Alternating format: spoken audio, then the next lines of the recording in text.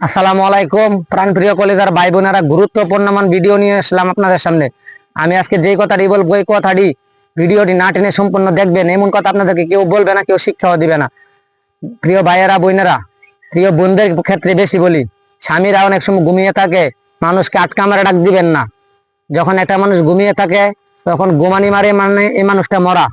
আল্লাহ পাক তার রুহটাকে আরো সে আজিমে নিয়ে যায়। আপনি যদি হঠাৎ করে তাকে ডাক মারেন, এই রুহুটা ফিরে আসতে কষ্ট হয়, রুহুটা আসতে সময় নেয়। যার কারণে সে ঘুম থেকে উঠলে তার শরীরটা কাঁপে। আটকা মারে ডাক দিবেন না।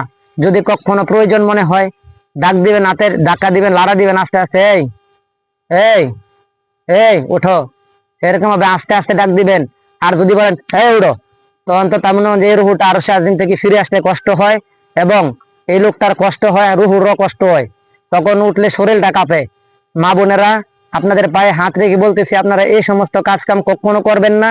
এরকম আটকা মেরে কাউকে ডাক দিবেন না, আস্তে ধীরে ডাক দেওয়ার চেষ্টা করবেন। গুরুত্বপূর্ণ কথা, যদি ভালো লেগে থাকে আমার এই পেজটিকে ফলো করে দিয়ে সাথে থাকবেন, যাতে ভালো কিছু আপনাদেরকে শিক্ষা দিতে পারি। আসসালামু আলাইকুম, আমি বিদায় নিচ্ছি। মনির হোসেন, আল্লাহ হাফেজ।